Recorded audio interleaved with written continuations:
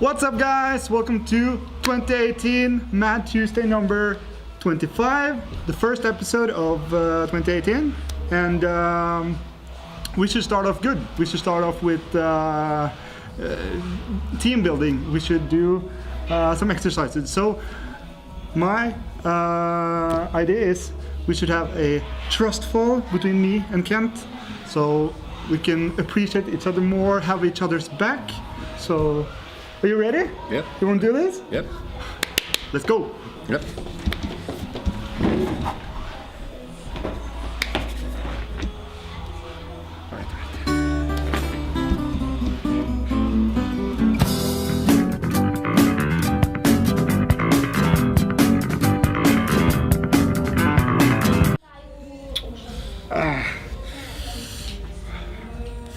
Yes, it's going to be a good year. Yeah. So what I did last episode, I talked about getting a new car. As you see, no car. I was talking, we need to drop the all-wheel drive, we need to get back into RVDs. So no more keeping secrets. Let's just show you what it is. I have a new car and it is a YD2. The most basic version, and yep, we're not going to be driving it stock because I have something in the mail, but it's been stuck in customs for a week and I don't know when it's coming. So for today I'll just be helping the other guys doing random stuff. Sondre needs to solder his ESC and Kent needs to have his back scratched. So yep. Anything you want to say to 2018 MÆD Drift, Kent? No, not really. Sounds good. And yep, we got some new batteries for the RVD. What is it? Let's see. 6,000 milliamps and 60C, 7.6 volts. Shorty packs.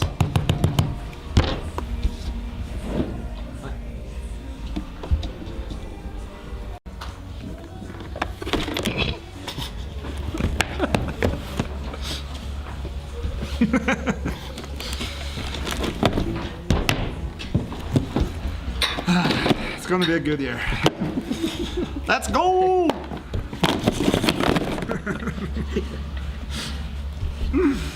Oh, and here's the YD2.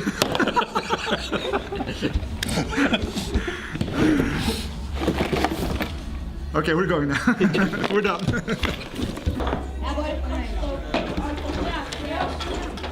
So, Sondre's ESC fell apart. No, it didn't. We pulled it apart and we're going to put some new cables on it. Don't know why. Sondre? It's too short. I don't know why. Why don't you just place the ESC somewhere it's not too short? Weight distribution. Vektfordeling. Weight distribution. So he wants to move the ESC to get his ultimate more balanced. So let's get to it. Soldering.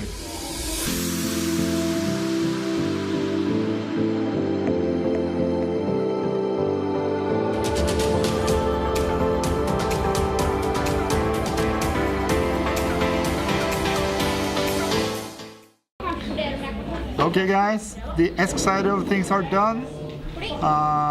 New cables. These are the old ones. A lot longer.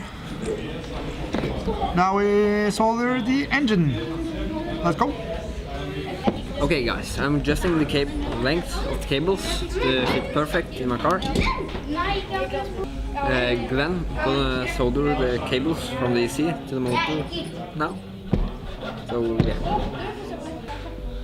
MÆD tip of the day when soldering, you should pre-solder your points, both cables and engine. So everything is filled up with loddetin. I don't know the word. Soldering thread. I don't know. So all you have to do now is weld them together, and it will be super easy. Solder, not loader. Soldering. Soldering. Sånn. This will be legitness. Egentlig burde jeg tippe at det bare du skal bruke den pluggen. And this is Sondres combo. No, this is Sondres borrowed combo. And he has the bright idea not to use plugs, but solder the cable straight onto the engine. Good idea. Yeah! Yeah. No.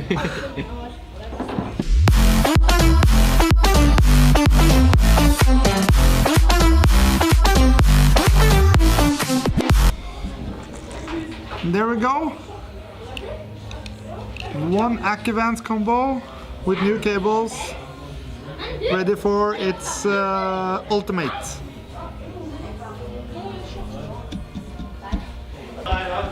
While we were at it, soldering Sondres Esk, we had a request. So we mounted. Yep, that guy.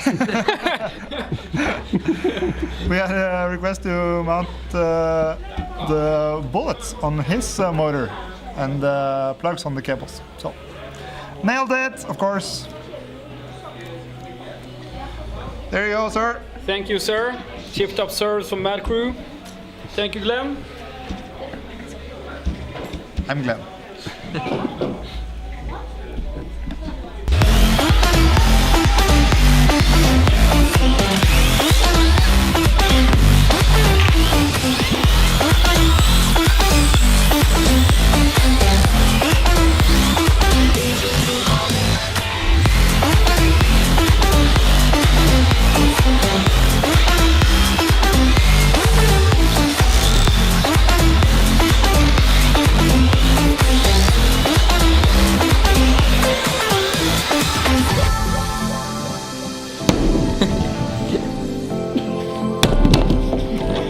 Faen, MÆD trenger dette. Jeg driver med bottenflipping og dabbing i 2018.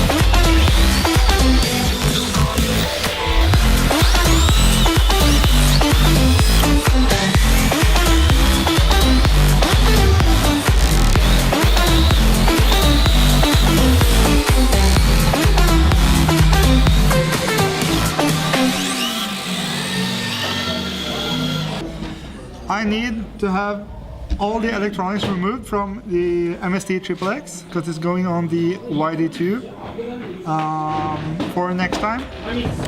So, to make this interesting, we're going to see how long it takes Sondre to remove all the electronics.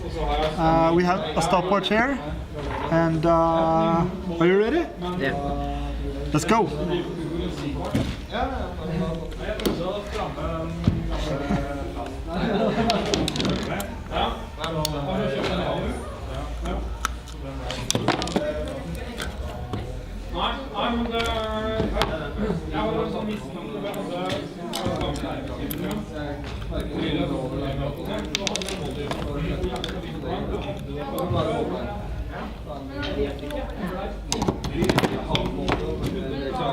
Det var vel dårlig ut her til det esken nå.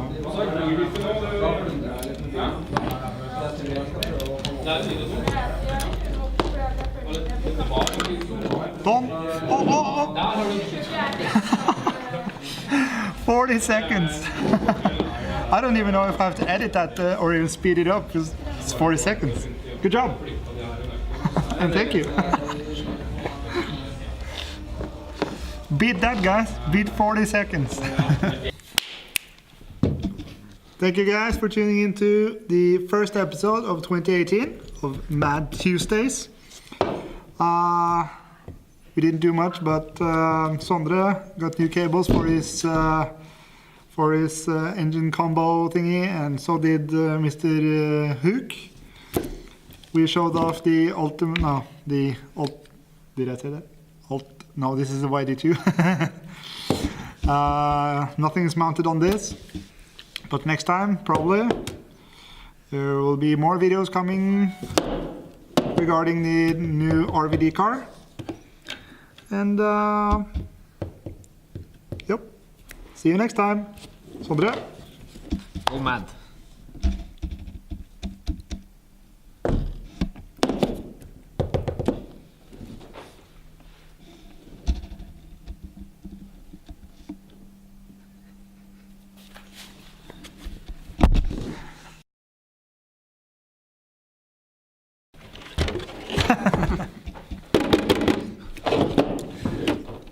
I have to be honest.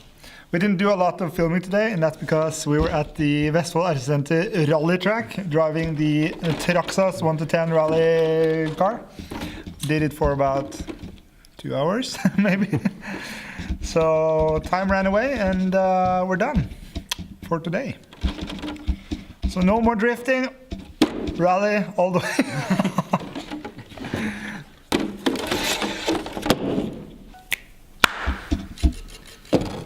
Thank you guys for tuning into.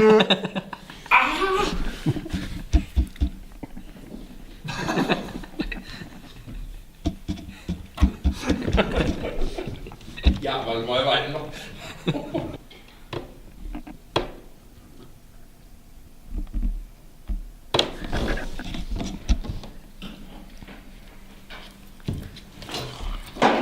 This is a good old-fashioned moose dog.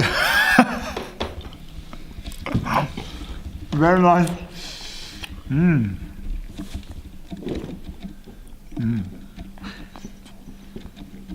Sondre, try some moose dog.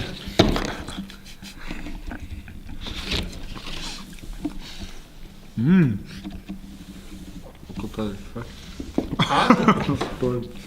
Smaker pølse. En slik fettfløyte. Du må ta på engelsk. I sitt slik det går ikke an å si det. Sånn en fat flute.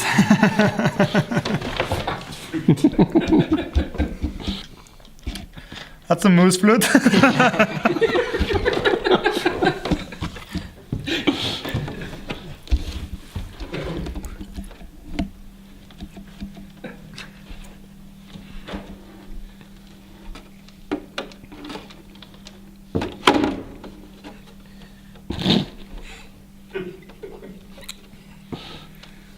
That's one Big moose. one big moose in my mouth.